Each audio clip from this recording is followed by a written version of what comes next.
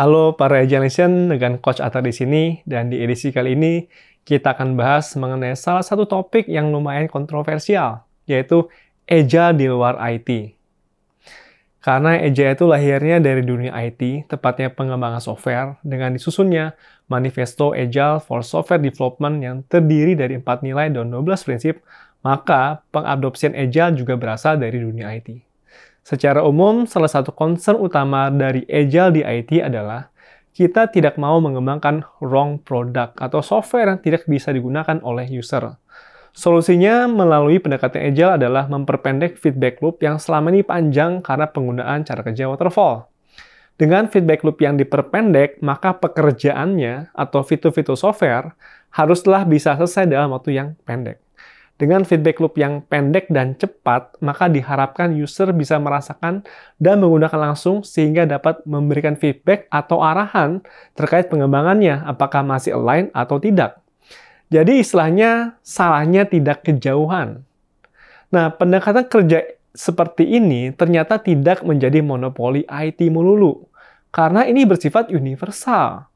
Sehingga konsep feedback loop yang pendek dan cepat, agar tidak salah terlalu jauh dengan mengecilkan skop pekerjaan, bisa digunakan di tempat-tempat lain selain IT. Misalnya, kita mau buka bisnis coffee shop. Tentu bisa juga dengan pendekatan Agile, di mana kita buat warung kopi yang sederhana dulu aja, promosikan cukup 2-3 variasi kopi andalan, kemudian mematok waktu 3 bulan untuk mereview perkembangan warung kopi tersebut. Apabila berkembang, maka kita bisa kembangkan warung kopinya lebih lanjut, seperti membuat variasi yang berbeda dan juga memperbaiki warung kopinya agar lebih menarik. Nah, itu untuk warung kopi. Pendekatan Agile juga bisa digunakan untuk perusahaan besar yang ingin memperbaiki dirinya melalui ide-ide improvement atau inovasi. Kita bisa mencari ide quick win untuk perbaikan perusahaan, dan kemudian, ide quick win tersebut langsung diterapkan dalam waktu yang pendek, misalnya 2 minggu, atau kita biasa sebutnya sprint. Sepanjang sprint, maka akan dikawal oleh manajemen, atau kita sebutnya product owner, melalui daily stand-up. Perkembangan quick win tersebut apakah efektif atau belum efektif. Selain itu, manajemen juga bisa memberikan support apabila ada kendala-kendala di lapangan. Setelah sprint tersebut berakhir, kita bisa review efektivitas dari ide quick win itu. Apabila belum berhasil, kita cari cara lain atau disebut juga dengan pivot. Kalau berhasil, maka kita bisa scale up atau perbesar ruang lingkup quick win itu menjadi lebih masif. Jadi apakah Agile hanya buat IT? Serasa juga enggak.